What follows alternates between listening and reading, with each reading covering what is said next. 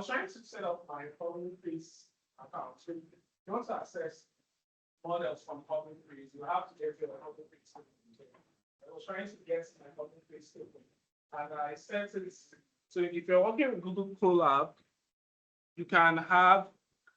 I'm going to walk you guys through all of this, but let's just walk us together. So in Google Colab, you can have these are API keys I want just like API keys. So in this case, I have my Google API key like this, also using AI and open this token. So there, we just put is this small or should we let's see. So okay. So right here, we're using the Google user data to access this API key right here. Also, we are logging this logging phase. Logging phase always wants us to sort of like authenticate ourselves. Like, hey, guys, I use a large language model to store it. So after doing the whole logging process, the next thing we're going to do is we're going to work with the data sets. So in this case, we already have like an existing data set. But our goal today is to create a data set. I showed you guys how you can do that earlier. So the data set we're working with here is an emoji data set. And like one generated with Gemini. So it's like 3D printing a new creation. When it gets the equivalent emoji, a beautiful starry night gets the equivalent emoji. So this is the data set. So the familiar with data sets always have an input and output. So in this case, input is text, the output is emoji represents the text. So this is the data set that we want to find to Gemma on.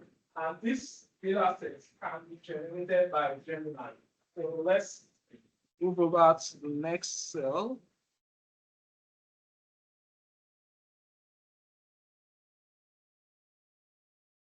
Okay, so right here, this cell is essentially importing emoji, which is like the Python library that helps support display emoji. Then what we are doing is we are loading the data sets. So if you want to access the public face, I'm assuming everyone here is familiar with Python. Who's not familiar with Python? Okay. Well, you're familiar with programming, right? Okay. But everyone is a programmer at this stage because of Python, so that is not a big problem. So this library, it helps you access the data sets that we just used. So in this case, we are saying, hey, once this data set library, we are loading it, we are saying we only want training sets, this single function here is checking only emoji. So what we do is we essentially say, here's the 10th example. Once you get the 10th example from the emoji, so take it from the data set. So in this case, 10th example is a supernova just exploded, and you know anything about supernovas, you know that it has to be stars and explosion plus the equivalent emoji. So again, the goal is, can we get Gemma? Because Gemma is so small that it doesn't even know about emojis. It has a simple understanding of text, but for us to fine-tune Gemma to do this particular term, what we are up for. Okay, so let's move down.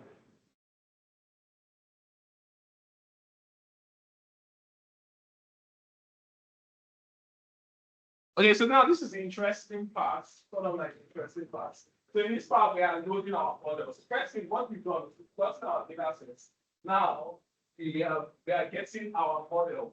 So the library that is going to help us get our models, what we call transformers. Transformers is another library by the public system.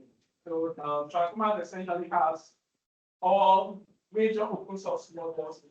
So in this case, we're telling the transformer library that we want to handle Gemma activity, and we're specifying which parameters. Then if you notice this IT, I don't know if people are the back and but IT in you're working with large language models, IT means instruction too much. When you create a model, we have two types of model. We have a pre-trained model, and it's essentially a pre-trained model A pre-trained model is just autocomplete. Give it text, gives you what is most likely to come. But what we all want from large language models is for them to follow instructions. And so in this case, we have what we call instruction tool models. Instruction tool models, give them an instruction, and we always follow the instruction. This is we're getting the version of Gemma that follows instruction. Okay, so what we do is this is just like the version of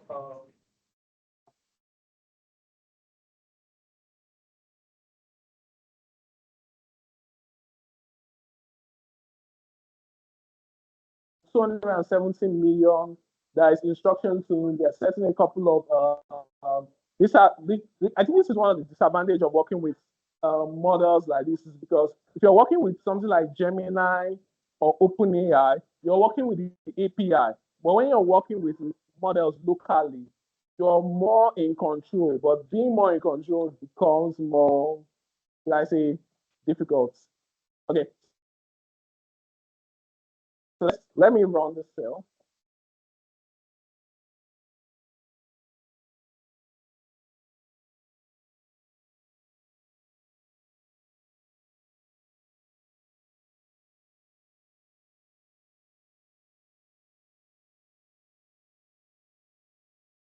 Okay, so this might actually take a while because what he's doing is downloading the model, which is quite big.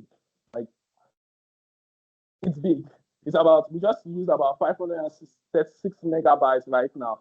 But since we're working on Google's Colab, we're not really going to like feel it. But let me just show you guys something important that you need to take notice when working with large language models. So in this case, our system RAM, which is our on Google Colab, we have a 12 gigabyte RAM. Then we have our GPU RAM. So if you follow with all the AI news, you always hear they're always talking about GPUs because LLMs, large language models, they run on GPUs. So right now, this model is taking 0.6 gigabytes of our GPU space. So but I think this is the beauty of this model because of how small the model is. It's taking a very small amount of space. A bigger model will probably take half of this. So this shows that this model can actually run on some of our systems here. But let's just keep on going.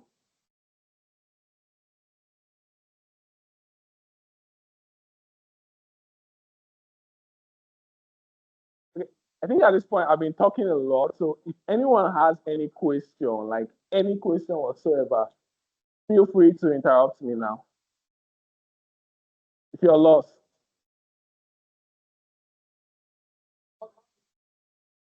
Yeah.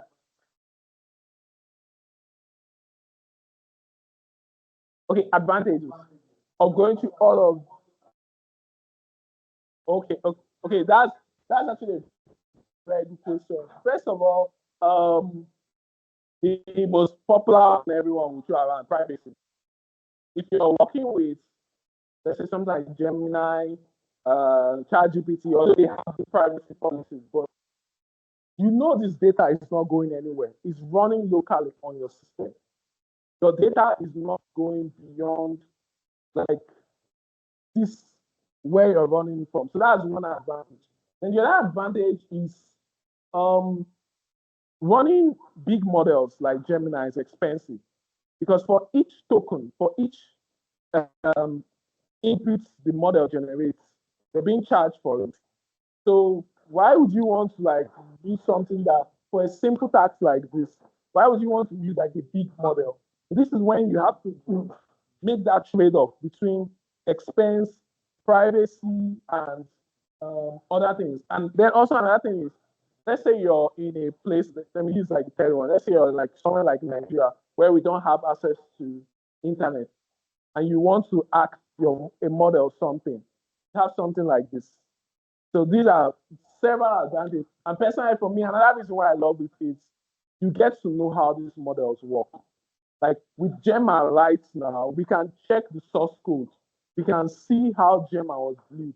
That's kind of like interesting because everyone talks about AI, AI.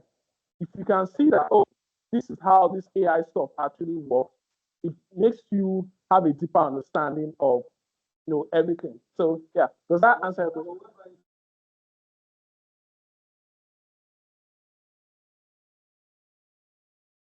So it depends on the definition of resource. Yeah,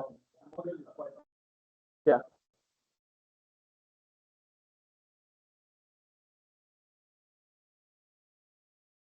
I need to stand. Yeah.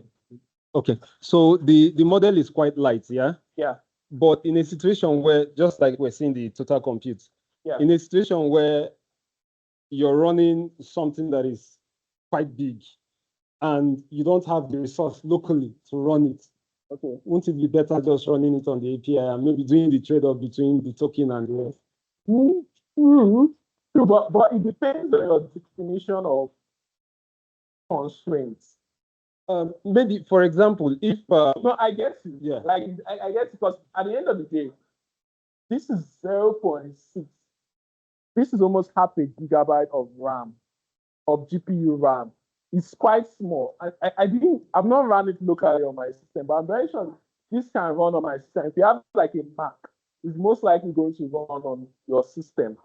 So if you're running a business that every single time people are hitting your service, they're always using your LLM service, the amount of tokens you're paying for might increase.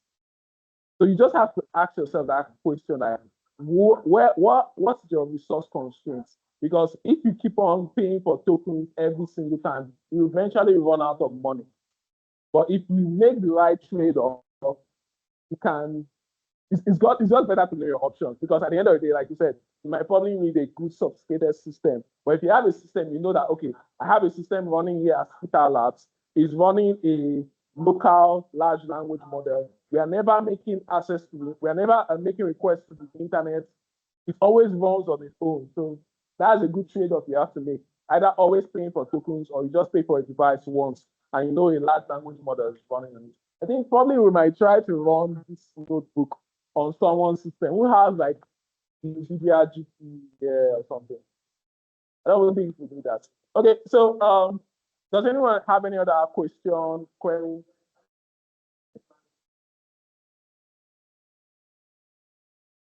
I just need a clarification on something. Yeah. So I'm a software developer. Yeah. Mostly what I do currently is using this OpenAI API to build applications, right? Yeah. So I want to know, is it necessary to know this details on how to fine-tune models? Because I actually thought these were meant for machine learning engineers. Yeah. But you're an AI engineer, and I'm confused on how to classify myself right now. Okay. So I just want to know.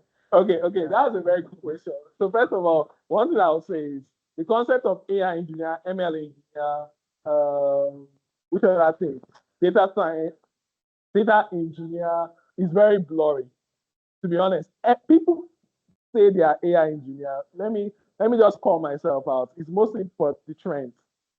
It's like, oh, AI is popular. Let me say I'm an AI engineer. It's mostly like the trend, but in reality, the work is blurry. Like it's very, very blur. So the definition, I don't even know what the definition of an AI engineer is. It's really, really blur, because from where you're correct, this is more low level. ML engineering, very, very low level. But now, if I say, okay, let me call myself out. If I come over here to this talk and say I'm an ML engineer giving a talk on, ML engineer giving a talk on distilling knowledge from Gemini to Gemma, what looks more cool, ML or AI? So it's more like the branding stuff, to be honest. Let me just call that out. But to answer your question, whether you need to know this, the answer is no, to be fair. No, you don't need to do this. You can use APIs directly from Gemini. You can also fine-tune Gemini. They have like simple, straightforward way of fine-tuning it. You don't have to go through this low-level process. You don't necessarily need to go through it. But I feel like as an engineer, whether you're an ML engineer, AI engineer, software engineer, or any other kind of engineer, it's best for you to know your options, because you cannot just rely on one solution all the time. If you rely on one solution, you like I was telling him, imagine you're tasked to do something and you're trying to minimize costs. And you're always making calls to something like Gemini, and your cost is just like going away based on token counts. If you can come up with a better solution that doesn't that you own your system, you own your own AI models, this approach is actually the approach. And I don't think if this approach needs a label for you to get into it. You don't necessarily need to be a AI or ML engineer.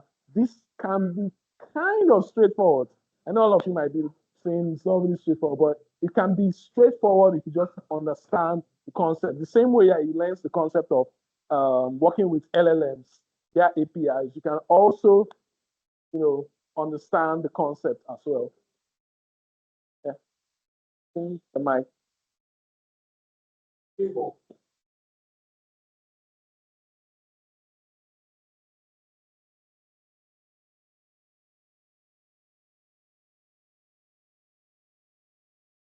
All right, so um, about what we're doing, machine learning engineering, AI engineering. At what point, from your experience, at what point do we need to stop on the rabbit hole? Because it's a rabbit hole. It's very long. Yeah. So I'm a data scientist. So building basic machine learning models, right? Yeah, that's linear regression, random forest. Yeah, supervised, unsupervised classification regression. But for somebody that wants to be at this point, you are building complex machine learning models, AI models, NLP, LLMs.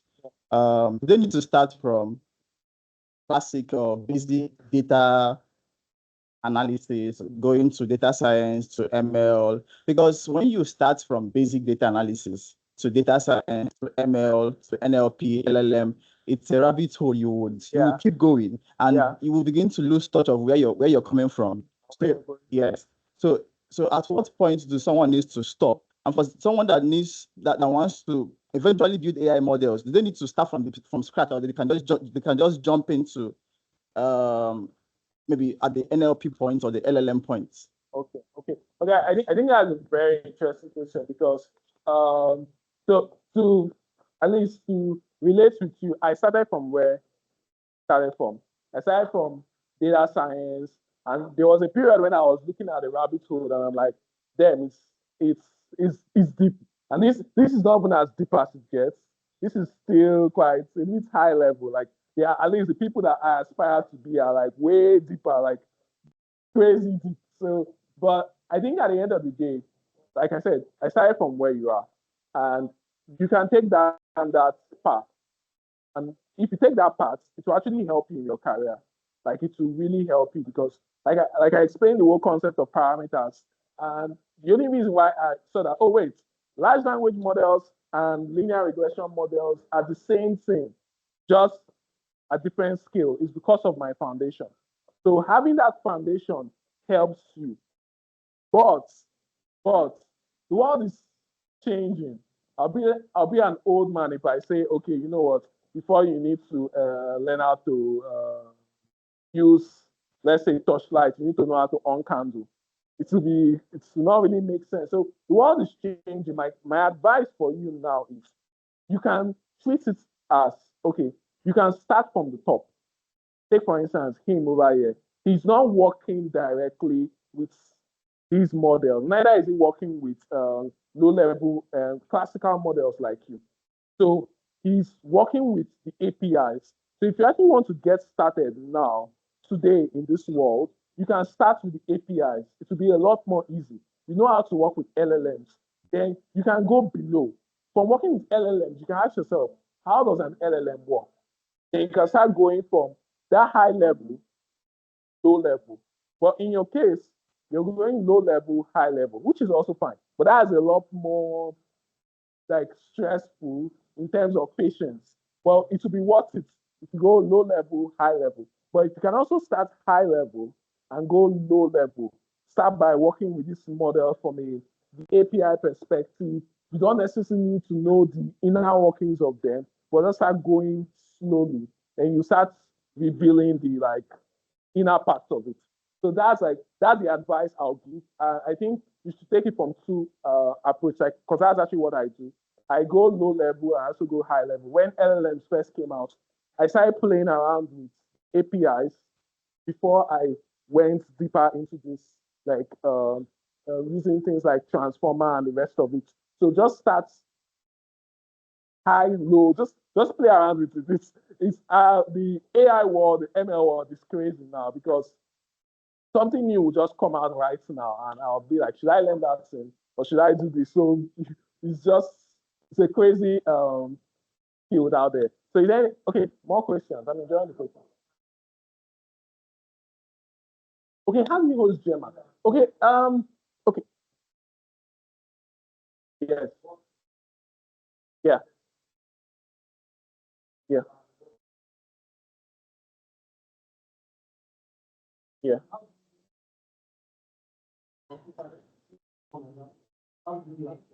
Okay, cool question. So question was essentially, how do you host Gemma?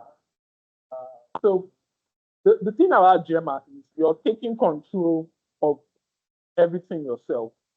So it's actually the same way that you will host a web application. You will follow the exact same principles because Gemma is a computer model, is running on a computer. So you just follow the exact same process. I guess you can host it on Google Cloud, find a machine, like a Linux machine that has like hopefully a GPU running and just host it there. Follow like the exact same process.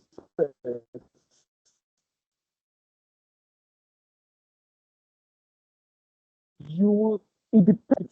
So I'm very sure if you're playing around with the free credits, you might be able to, you know, use it for free for a period of time. For a period of time. So that's the other thing. And the other option is several companies actually host models like Gemma for you. Like they are third-party companies. I think they replicate your AI. Like again, to talk about the whole high level stuff. When I was playing around with open models like this at first, I was using replicates to work with the APIs at first before I started going low level into running it on the local machine. So you can use third-party platforms like Replicate. I believe there's Novita. Like, in fact, you can move from your own company and host it for us. And if you're also running it locally, there's something called Olama. Olama allows you to run it, host it locally. So I'm pretty sure if we're all on the same network, your system can be hosting it, and with something like Olama, we can all chat with the models you trained. Okay, so any other questions, or should we? Okay. Huh? Okay, Olama, let me just quickly.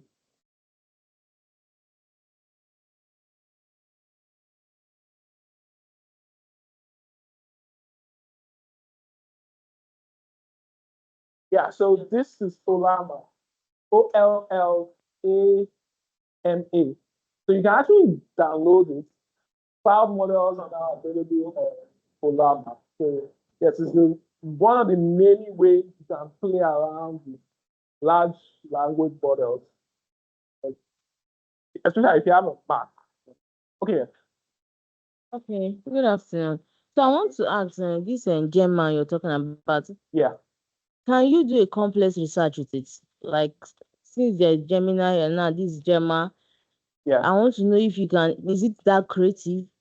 Very, very creative. If you want to do like a complex research, can it really give you what you want? And Yeah. Okay. So complex research. That's an interesting question. The answer might be compared to Gemini. The answer is no. But the cool thing about it, because again, the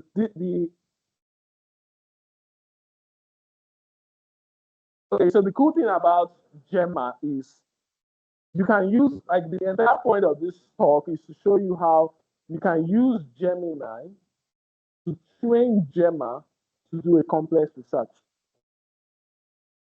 So it's because Gemma is smaller. So it's possible that you can create a data set that Gemini will create complex research. So you can create a data set where we're like, okay, have a complex research about Port Harcourt. Gemini will generate that complex research.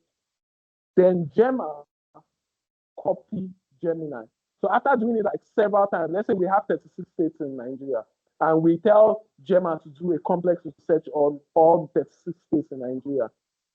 We tell Gemini to do the complex research on all the 36 states in Nigeria. Gemma will see that, oh, this is how Gemini does complex research. By training it or knowledge distillation, Gemma will also be able to do that complex research. But that will involve a lot of low-level work, like lots of, yes, mostly coding. Okay, are you more of like a prompter? Okay. That you can also like you can also vibe code it. Like you just have a conversation with probably your favorite large language model and tell it, hey, I want to perform knowledge distillation from Gemini to Gemma. Walk me through the step. And then it will generate the code. You guys have like a back and forth conversation and, stuff like that. Okay, so.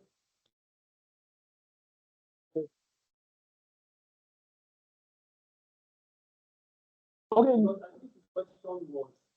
Like those things when you run yeah. Yeah. Yeah. Yeah. I think this question is on the same way. Yes. Yes, you can. Okay, like if you want to run it locally, use Olama. Let's quickly. No, it's not.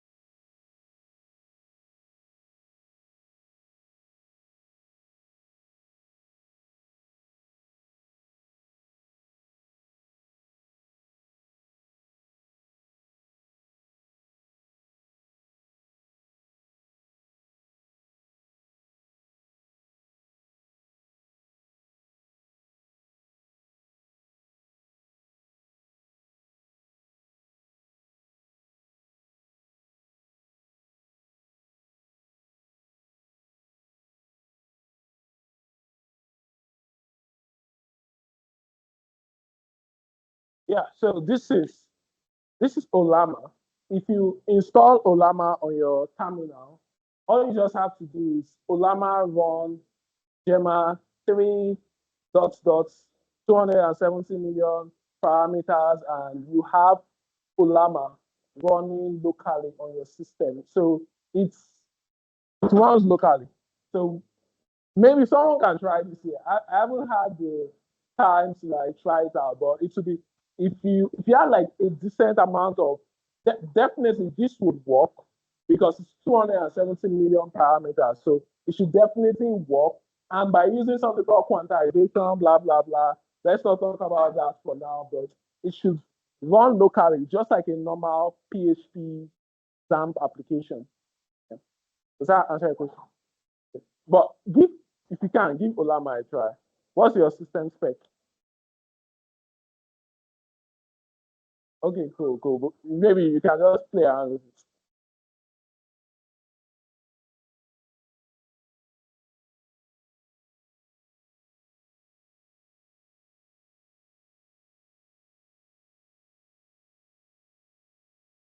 So let's say, for example, I'm working with Vertex AI and Gemini API. Yeah. So what Gemma does is like, for my specific tasks, I can fine tune it so that I don't keep on using unnecessary tokens. Yes. And then just do it look on the cloud with Vertex AI. That's basically. Yeah, exactly. So essentially, if you have like a defined task that you keep on doing over and over and over again, Gemini is doing it or a bigger model is doing it, you can just tell yourself, hey, why am I doing this? Why am I taking a lot of cost for this?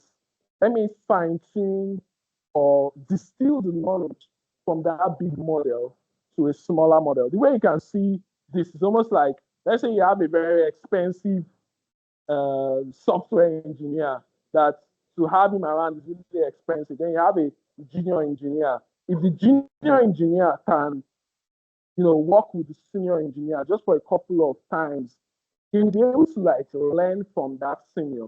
And then at the end of the day, you're actually going to be saving a lot of money. If, let's say the senior leaves, the junior can be doing the exact same work that the senior was doing.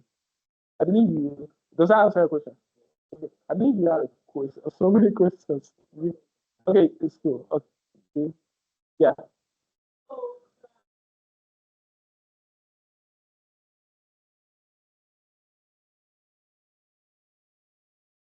Okay, so basically, Gemini is primary. It's what? Primary, Primary. yes. The Gemini, right? Yes. The Gemini is primary to Gemini. Is that what you're saying? Primary in what sense? Like it does less things or Yes. Gemini is like the bigger model, while Gemma is the smaller model that we can sort of like train to become as not as good as Gemini, but it can learn from Gemini. Okay, so let's quickly go back to the code and see if we can run. Okay, so this part of the code is if you've worked with OpenAI's or Gemini API, you're probably familiar with the system user assistance. This is the same thing we're trying to do here. So in your case, again, this is one of the reasons why I love these models, because you get to see how these big models work under the hood. So in this case, we are trying to like translate this, we are setting a system message, same thing as we normally do, translate this text to emoji. Then the user prompt is the normal, let's say, is the contents that we are passing to the model. Then the output is the emoji. So we have the input sentence and we have the output emoji. Then this part is where we're creating our training data sets. And yeah, we've created our training data set. Let's see if we can quickly train the model before time runs out.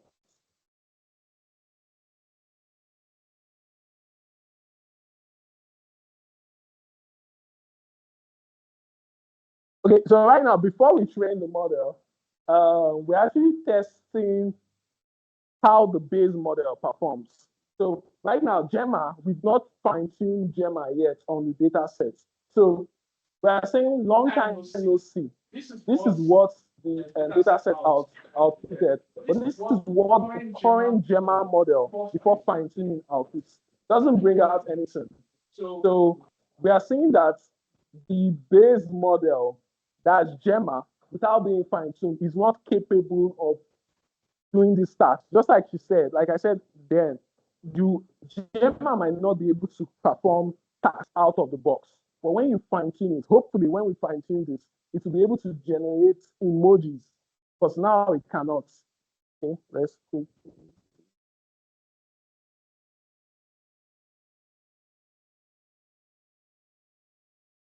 Okay, so this is the fine-tuning code.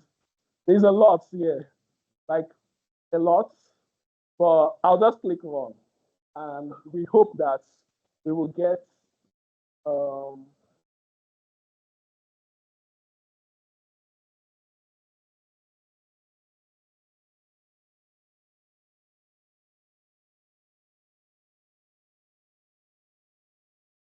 okay, so what I did now is I configured the training and I will begin training now.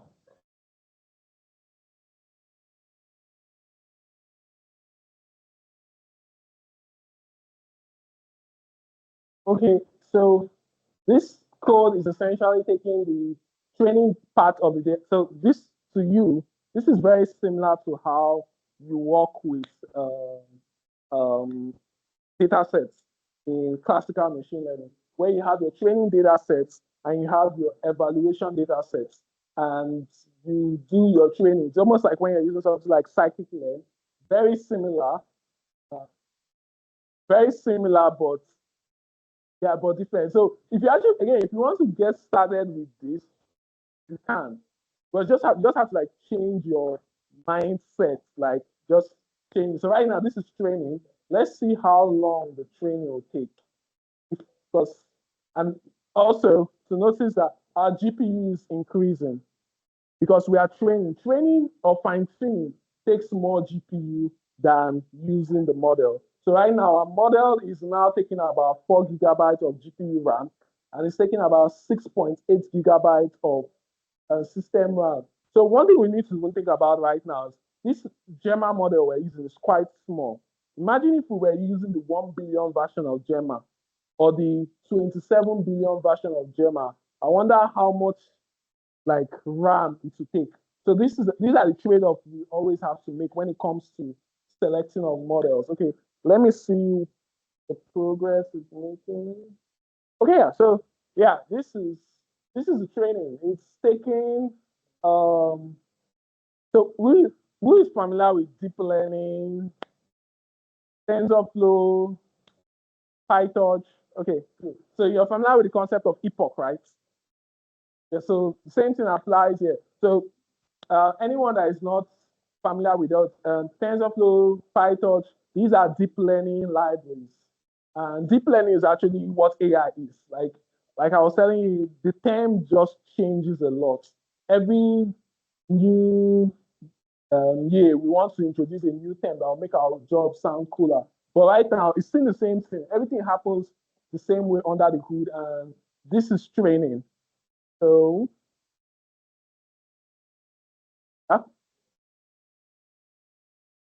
okay, this is transformer. Okay, this is the transformer library. Okay, I can share the notebook. I don't know if there's like a WhatsApp. I can share the notebook with you guys. And the cool thing about a notebook, all you just have to do is click, click, click, click, click, click, click, click, click, and you can use it. I don't know how I can share the link.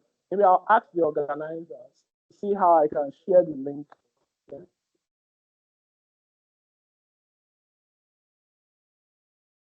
Okay.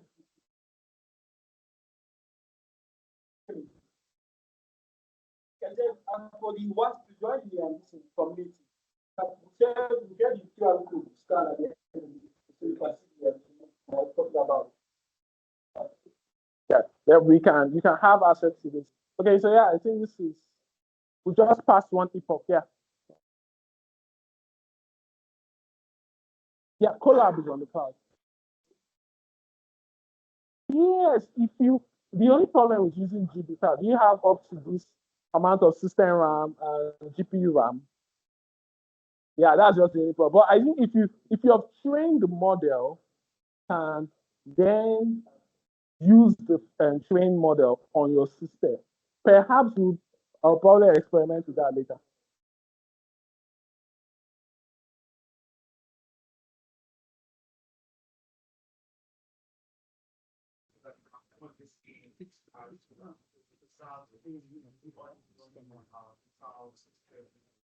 Okay, yes, but it's not as difficult and as easy as that. So you don't need to make it a Python model. You just need to save the model's weight.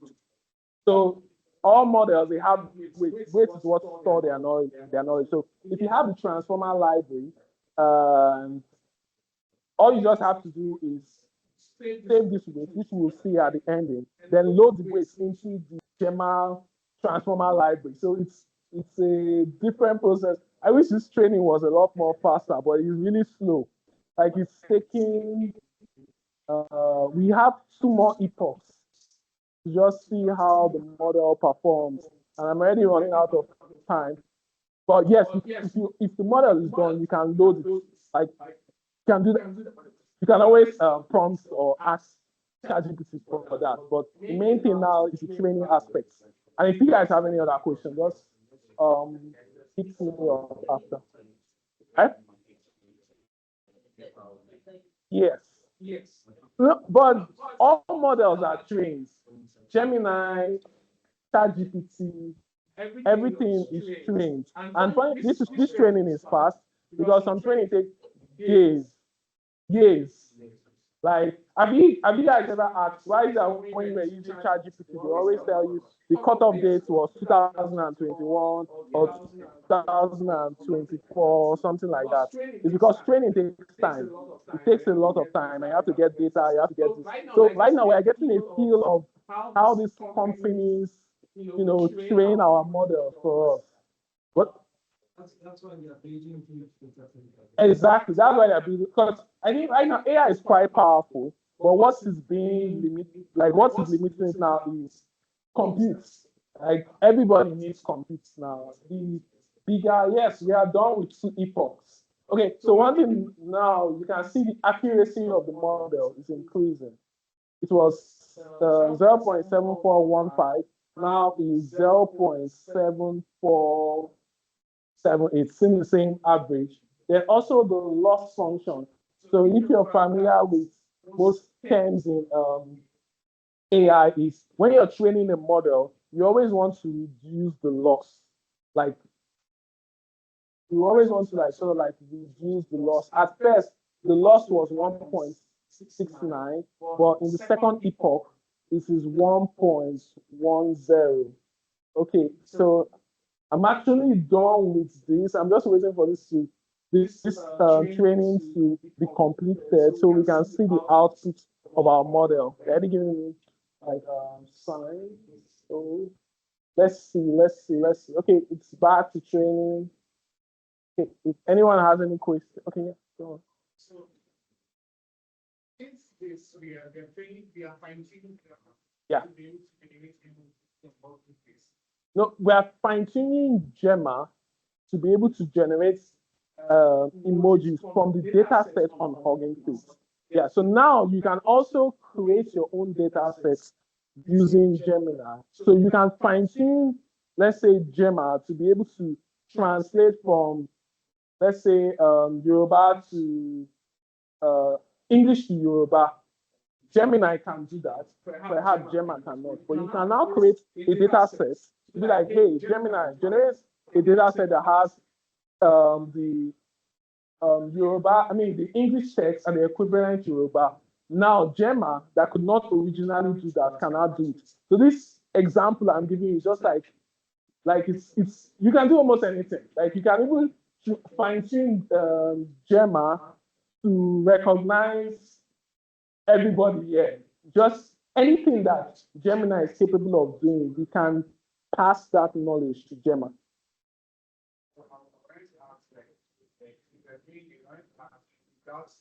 Yeah.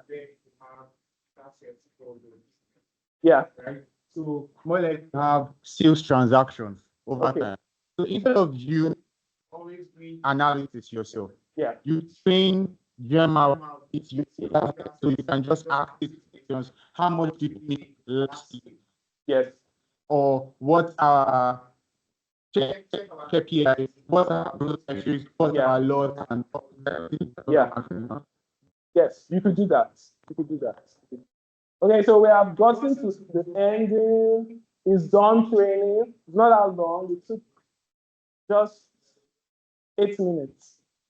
Yeah. Sometimes it can be 8 hours. Okay, so let's see. Hopefully the loss will be lower. Okay, so 0.9. Okay, now let's just test the model to see if it can now generate emojis. So in the world of AI and ML, what we love doing, okay, I don't know, it's really slow now.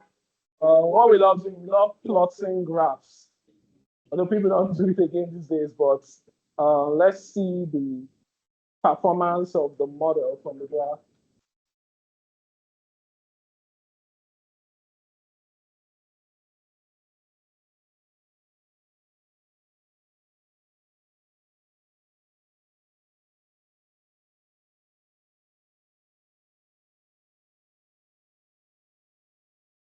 Oh, so this is actually still running.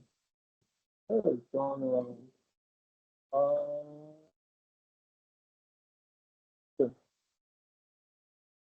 This is okay. Right now, what the model is done training. It's now about to save the like what it has learned.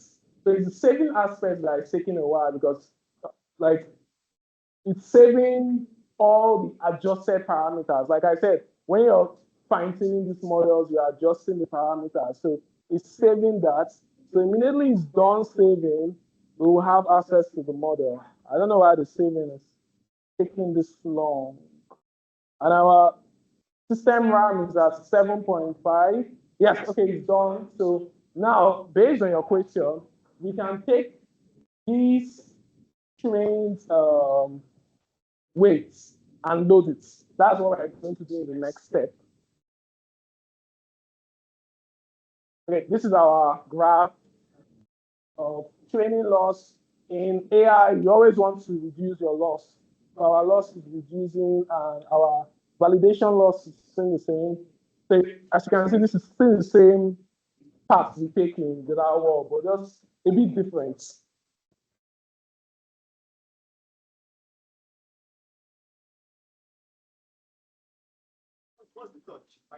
Okay, PyTorch is a deep learning library. Yes, PyTorch. Yes, that's Torch is PyTorch. Okay, so this is the question that you asked about when you're done training your model, you can now take that training model and use it. So in theory, all you need to use this model is just this code here or to set it up. So this adapter part, I don't want to explain why it's called an adapter, it's a different story, but this adapter part is where our trains waste was. So now we're taking that and we're putting it together to get our new model that can hopefully generate emojis. Okay, so this will be done in taking a while. Okay, our GPU, oh my God, our GPU is really going high. Our RAM, I mean, we're currently at 8.4 and the GPU RAM is 6.3. So yeah, training of large language models takes a lot of compute. So, please also understand something. Yeah. So if you want to train a model, you have to train it locally before deploying it, or You need to deploy it before the training. Because I'm thinking if you are deploying it first, then it might be very expensive based on the usage of RAM and GPU. Okay. You can train it on the cloud, and you can simply deploy it on the cloud. Or you can train it on the cloud, then use it locally. Because you see, training is expensive. Training takes a lot. When we were playing around with the model at first, it only took 0.6 gigabytes. This is what we call inference. It's cheap. But what took all of the RAM is the training. Okay, so yeah, that's just it. So is the trade-off that all these companies try to make. OpenAI, they know that, okay, they know ChatGPT, training the model is expensive, but they know that using it is less expensive than training. So you just have to make that trade-off. You train, let's say you train Gemma on the cloud, then you want to use Gemma in a much more cheaper environment, even your own. Okay, so our model is done training. Let's see how it performs. Yes.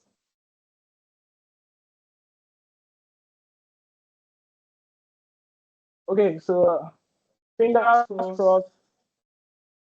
Let's see. So right now, too much code, I know, but we say we are giving it the text. Let's go to the beach, and we're passing it into the model. And I'm guessing you guys have already seen it, but let me just make it more visible.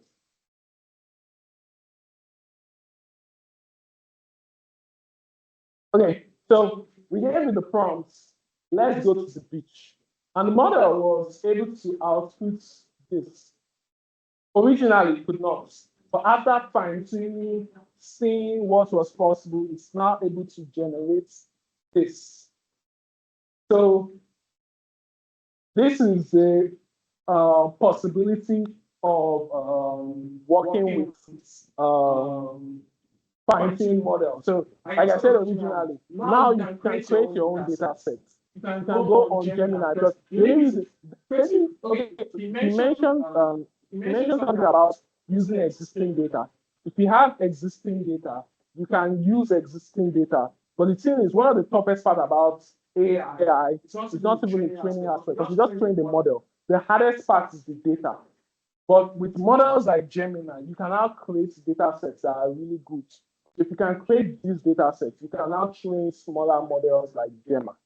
So I think that's the end of this workshop. Thank you guys so much. Is there any question? That's one final question. Yeah. So I believe these emojis here were in the data set, right? Yes, but not directly.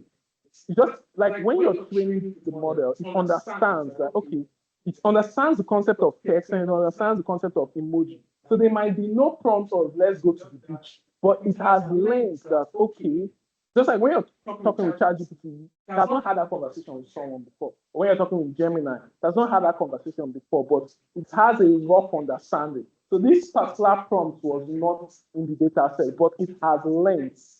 Yeah. So what I want to ask is, I know the particular prompt was not used Yes. in the data set, but these emojis were there in the data sets. Not per se, because again, it also knows emojis. So it's hopefully it has a good understanding of emojis. So it knows emojis. So even when those emojis were not there, you can be able to generate, right? Yes. Yes. Okay. I think we will have to. Sorry, you guys have any extra question? Can we take after now? Okay. And from now on, you have question of 375. You can give it in mind. You can have 2 types of record. You can have the Okay. Yeah. So yeah, that's it. I guess the only thing that is remaining here is we can take this model and save it to Hugging Face. So with Hugging Face, someone else can take that model that has been trained, and they don't have to walk through the entire process of creating the whole emoji stuff from scratch. So thank you very much. I hope you guys found this workshop valuable.